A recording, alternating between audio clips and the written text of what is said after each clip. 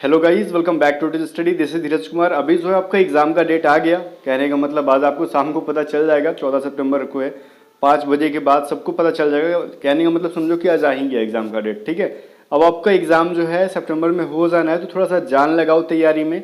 Because क्योंकि guys vacancies कम है, अगर जान नहीं लगाओगे तो आपसे लोग आगे निकल जाएंगे। ठीक है, तो यहाँ पे हम लोग एक बेस्ट मॉक टेस्ट करेंगे रीजनिंग का।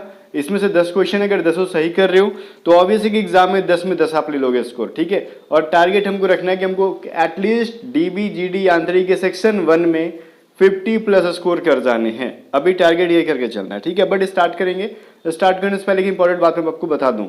दोस्तों, पढ़ाई करते टाइम आपको कहीं भी कोई भी डाउट आ जाए, बस डाउनलोड ऐप को ओपन कीजिए, अपने सवाल का फोटो खींचिए, उसे क्रॉप करिए और 5 सेकंड के अंदर अंदर आपका वीडियो सॉल्यूशन मिल जाएगा। यानी अब डाउनलोड ऐप के साथ आप तुरंत ही अपने हर सवाल का वीडियो सॉल्यूशन पा सकते हैं। साथ ही आप डाउनलोड ऐप पर पा सकते हैं एनडीए एनए एग्जाम की इंग्लिश मीडियम कोर्सेज, जहां आपको इंग्लिश और हिंदी दोनों मीडियम में पढ़ाया जाएगा। इस कोर्स में आपको एनडीए रिटेन की कंप्लीट तैयारी कराई जाएगी। साथ ही navy SSR double A air force group X की पूरी तैयारी कराई जाएगी। इसके अलावा इस कोर्सेज में आपको मिलेगा online video classes, doubt solving, notes, quizzes, previous year questions और बहुत कुछ। तो आज ही डाउनलोड एप्लीकेशन को इंस्टॉल कीजिए, एनडीए का कोर्स खरीदिए और एग्जाम को फोड़ दीजिए। तो देखो अभी अपना फर्स्ट क्वेश्चन रीजनिंग का क्या कह रहा है। ये कह रहा है ना कि 5 है, 11 है, 23, 41, 65। ठीक है, तो अगला सीरीज पूछा जा रहा है कि क्या हो जाएगा, आप लोग जरा बता दो। ठीक है ना, तो देखो इसमें कैसे किया गया है। 5 है, फिर 11 है। ओके, तो 5 में कुछ जोड़ा है, कुछ घटाया है, कुछ मल्टीप्लाई किया। क्या किया, देखो किसी भी चीज को 5 में मल्टीप्लाई कर लो, 11 नहीं आने वाला। ठीक है, 5 इंटू 2 करोगे तो 10 आएगा, 10 में फिर 1 करोगे ऐड तो क्या होगा 11। फिर 11 दूनी 22, 22 में 1 जोड़ोगे तो 23, 23 दूनी 44, फिर 44 में 23 दूनी 46। ठीक है, 46 में 5 माइनस किया जा रहा है। अभी देखो इन दोनों में एक एक ऐड कर रहे थे, आगे जाके हमको 5 माइनस करना पड़ रहा है। तो ये लॉजिक अपना बिल्कुल भी फॉलो नहीं कर रहा। फिर दूसरा लॉजिक ये देख सकते हैं हम लोग, 5 में कितना ऐड किया गया ये देखो। 5 के अंदर हम लोग 6 ऐड कर देंगे तो 11 आएगा। 11 के अंदर कितने ऐड करोगे, 12 करोगे तो क्या आएगा 23 आ जाएगा। क्लियर है ना, यहाँ पे कोई डाउट नहीं होना चाहिए। आगे 23 में कितना ऐड करोगे, तो ये हमको जहां तक पता है 18 यहाँ पे ऐड हुआ है। ठीक है, अब 18 के बाद देखो ये 6 दूनी 12, 6 तिया 18। अब 6 का टेबल पढ़ो, 6 इंटू 4 कितना होता है 24। तो 41 में 24 ऐड करोगे तो 65 आ जाएगा। क्लियर है, तो 24 के बाद बताओ 65 में क्या ऐड करें, 6 इंटू 5 कितना होता है 30, 95 इसका राइट आंसर हो जाएगा। मतलब 6 का पहाड़ा पढ़ते जाओ, जो वैल्यू आ रहा है आगे जोड़ते जाओ। ठीक है, चलो अब इसके अंदर 95 के आगे अगर लाना होता तो हम लोग 36 जोड़ के आंसर कर लेते। क्लियर है ना, तो चलो गाइस क्वेश्चन नंबर 32। ये क्या कह रहा है, देखो एक लड़का अपनी माँ को ढूंढते हुए पूर्व दिशा में 5 मीटर, फिर 5 मीटर दक्षिण पश्चिम की ओर जाता है। ठीक है, पुनः 5 मीटर उत्तर पश्चिम की ओर जाता है। तो इस समय वह लड़का अपने मूल स्थान से कहां पर है। देखो पहले कहां जा रहा है भाई, ध्यान से सुनो। ये पूर्व में जा रहा है 5, जो भी जा रहा है मीटर किलोमीटर। यहां से दक्षिण पश्चिम बोले तो कुछ यहां पे ऐसे निकलेंगे। ठीक है, तो यहाँ पे 5 मीटर जाएंगे हम लोग। अब यहां से हमको कह रहा है उत्तर पश्चिम 5 मीटर। अब उत्तर पश्चिम बोले तो हम लोग गाइस ध्यान दो, तो ये वाला साइड जाएगा। ठीक है, तो ये उत्तर पश्चिम जाएगा तो इस तरीके से। ठीक है ना, तो उत्तर पश्चिम आगे वापस से कहाँ वहीं पे पहुंच रहा है। ठीक है, आपको क्या लग रहा है, ये उत्तर पश्चिम आया, उत्तर दक्षिण ही है, उत्तर पश्चिम है, तो वापस से वहीं पे पहुंच जा रहा है जहां से ये आया था। दिख रहा है ना आपको। अगर इसमें किसी को कोई डाउट है तो फिर समझ लो, ग्राफ को फिर से देखो, मैं आपको फिर से समझा दूं। देखो पहले पूर्व में गया 5 मीटर। ठीक है, फिर यहां से दक्षिण पश्चिम गया 5 मीटर गया, वापस से 5 मीटर जाएगा अगर तो अपनी इनिशियल पोजिशन पे ही चला जाएगा ना। ये दिख रहा है आपको इस तरीके से, क्योंकि 5 है, उत्तर पश्चिम कह रहा है, तो बिल्कुल भी अपना ये सही होना चाहिए। ठीक है, तो अपने वापस से मूल स्थान पे जा रही है। ठीक है ना, चलो आगे क्या कह रहा है। P का अर्थ माइनस है, Q का अर्थ प्लस है, R का अर्थ जो है डिवाइड है, तो T का अर्थ मल्टीप्लाई। तो इसे वाले इक्वेशन का वैल्यू निकालो क्या हो जाएगा। अब 375 है, फिर P है, P का मतलब माइनस है, 75 है, R का मतलब कह रहा है डिवाइड है 5 है, और T का मतलब कह रहा है कि आपको मल्टीप्लाई करने हैं, और आगे 25 करके हमको Q का मतलब कह रहा है प्लस, Q का मतलब प्लस और 8 है। पहले तो ये देखो 5 से इसको डिवाइड करोगे तो 15 आ जाएगा, 15 इंटू 25 करोगे तो ये 375 होंगे दोनों मल्टीप्लाई करने पे, और 375 में 375 माइनस करा दो 0, तो बचेगा क्या बेचारा 8 के लिए बच जाएगा। तो राइट आंसर क्या हो जाएगा अपना 8 हो जाएगा, जो कि ऑप्शन नंबर डी के अंदर हमको गिवन है। ठीक है, तो डी अपना राइट आंसर हो जाएगा। तो जितने बच्चों का आंसर सही है कमेंट करके बताना। अच्छा एक चीज़ ध्यान दो, टेलीग्राम चैनल को ज्वाइन कर लेना, बिकॉज टेलीग्राम पे क्यूजेज होती हैं, रीजनिंग की, मैथ की, जीके की, इंग्लिश की, लगभग सबकी, साइंस वगैरह सब कुछ। टेलीग्राम चैनल का लिंक डिस्क्रिप्शन में ज्वाइन कर लेना। और इंग्लिश की रेगुलर मॉक टेस्ट मैं आपको प्रोवाइड कर रहा हूँ। ट्रिकी इंग्लिश चैनल जो है यूट्यूब पे सेकंड चैनल है अपना, तो उस चैनल का भी लिंक मैं आपको डिस्क्रिप्शन में दे दूंगा। ओके ना, चलो अब ये क्या कह रहा है 9, 16, 30, 58, और जितने भी इंपॉर्टेंट लिंक्स है वो सबसे नीचे जाके देखना। अब ये कह रहा है 9 है, 16 है, 30, 58 है, तो अगला सीरीज क्या होगा। देखो ये क्या किया गया है, 9 दूनी 18, 18 में से 2 घटाओगे तो क्या हो जाएगा 16, मतलब 2 से मल्टीप्लाई करके 2 माइनस किया गया। 16 इंटू 2 क्या होता है 32, 32 में से 2 घटा दोगे तो वापस से क्या आ जाएगा 30 आ जाएगा। 30 इंटू 2 60, 60 में से 2 घटा दो 58। अब 58 इंटू 2 कर लो, 8 दूनी 16, 5 दूनी 10, 11, 116, 116 में से हम लोग क्या करेंगे 2 माइनस कर लेंगे तो 114 आ जाएगा, मतलब 114। Right answer option number B.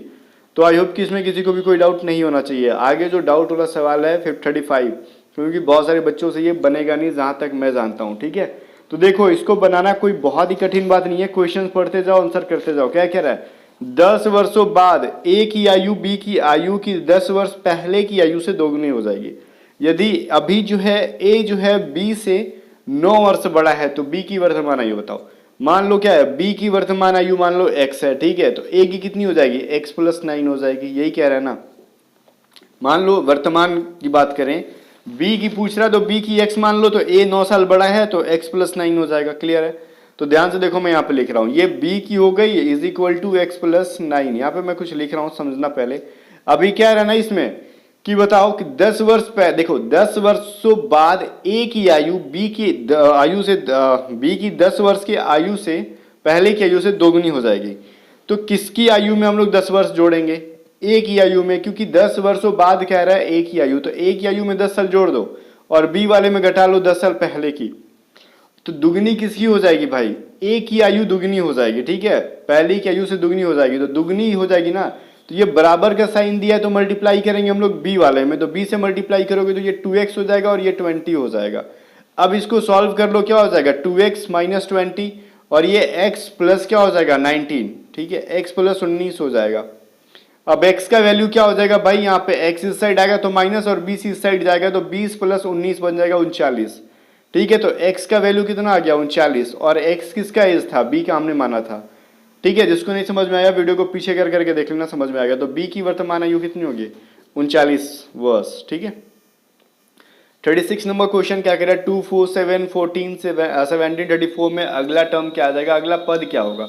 देखो 2 दूनी होता है क्या है 4, 4 में ठीक है 4 के बाद 4 दूनी 8 होता है तो फिर 7 आ गया, 7 दूनी 14, लेकिन 14 दूनी क्या होता है 28, तो यहाँ पे 17 आ गया। तो कुछ इस तरीके से ये काम नहीं कर रहा है। कैसे कर रहा है वो देखो, 2 दूनी कितना होता है 4, ठीक है, अब आगे 4 के बाद हम लोग 3 जोड़ दिए, 7 दूनी कितना होता है 14, 14 में हम लोग 3 जोड़ देंगे तो 17 आ गया, 17 दूनी 34, तो 34 में क्या करोगे 3 जोड़ दोगे तो 37 आ जाएगा। रीजनिंग है, कुछ भी लॉजिक बना सकते हैं, बट वो लॉजिक पूरे टर्म के अंदर हमको फॉलो करना चाहिए जो कि कर रहा है। पहले क्या करो 2 से मल्टीप्लाई करो, जो वैल्यू आ रहा है उसमें 2 जोड़ दो, फिर जो वैल्यू आया सॉरी उसमें 3 जोड़ दो, जो वैल्यू आया 2 से मल्टीप्लाई करो 3 जोड़ो, 2 से मल्टीप्लाई 3 जोड़ो, इस तरीके से आपका आंसर आ रहा है। 37 नंबर देखो क्या कह रहा है, यहाँ पे वाट के जगह पे क्या हो जाएगा, इन चारों फिगर्स को देखो, पहले इनको देखो किसको किसको किस तरीके से किया गया है, फिर उसी को इस फिगर को कुछ हम लोग चेंज करेंगे, ऑप्शंस में जो है वो एक आंसर होगा। कुछ लोग बोलेंगे बी हो जाएगा, कुछ लोग कहेंगे सी हो जाएगा, कुछ डी वाले भी होंगे, कोई यहाँ पे मतलब डाउट नहीं है। ठीक है, कुछ लोगों का डी भी हो सकता है,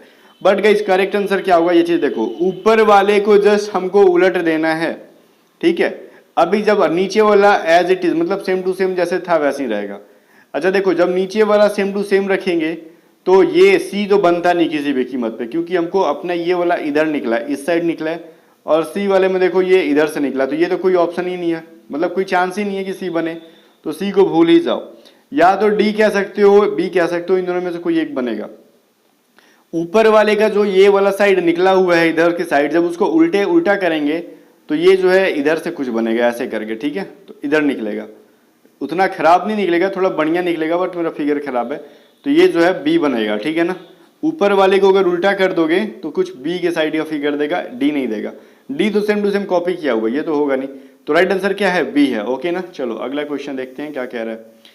एक चार मित्र एक आयताकार मेज के चारों ओर बैठे हुए हैं। मान लो ये एक टेबल है, इसके चारों ओर बैठे हैं। कह रहा है रमेश जो है सुरेश के दाईं ओर। मान लो ये सुरेश और सुरेश के राइट साइड किधर होगा, इधर होगा।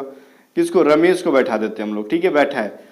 और महेश तथा महेश जो है लोकेश के बाईं ओर बैठा है।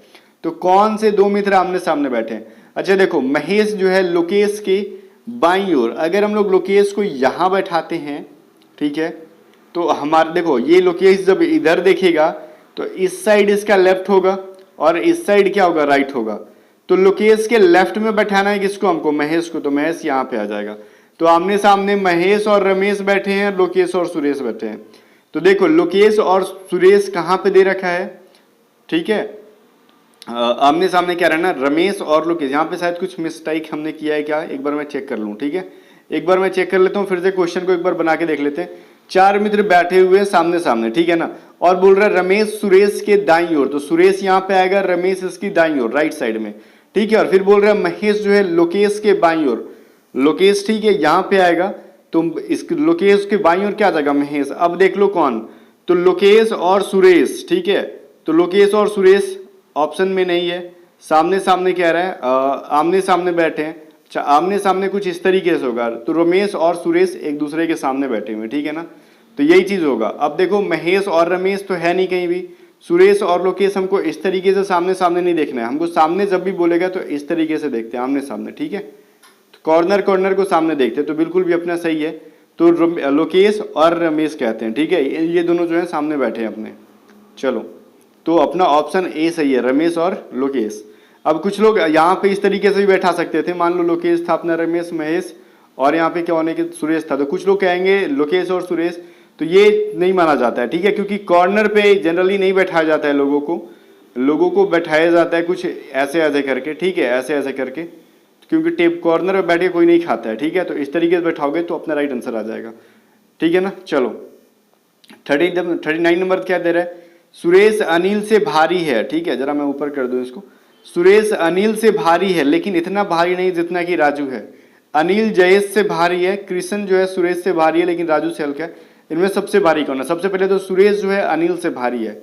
ये जो है अनिल से भारी है लेकिन इतना नहीं भारी जितना कि राजू है, मतलब राजू इससे भी भारी है, सुरेश से भी। अनिल जयेश से भारी है, ठीक है, तो जयेश नीचे आ जाएगा। कृष्णन जो है सुरेश से भारी है लेकिन राजू से हल्का है।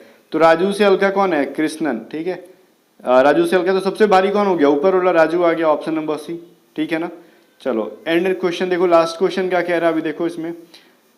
ये यहाँ पे कौन सा फिगर आएगा, ऑप्शंस को देख के आपको बताने हैं। तो ऑब्वियस है कि आपको एक चीज दिख रहा होगा, हमको यहाँ पे गिरने के बाद तो पहले इस तरीके से लाइन खींची जानी चाहिए, जो कि वो लाइन सिर्फ और सिर्फ बी ऑप्शन में खींचा गया, बाकी किसी में नहीं, ठीक है। तो राइट आंसर बी हो जाएगा। अब कमेंट करके बताना गाइस कि 10 में से कितने आंसर आपने सही किए।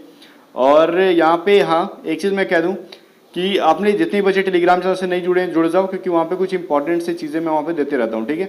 चलो मिलते हैं नेक्स्ट वीडियो में, तब तक के लिए वीडियो को लाइक कर देना, चैनल को सब्सक्राइब कर लेना और दोस्तों के साथ शेयर करना।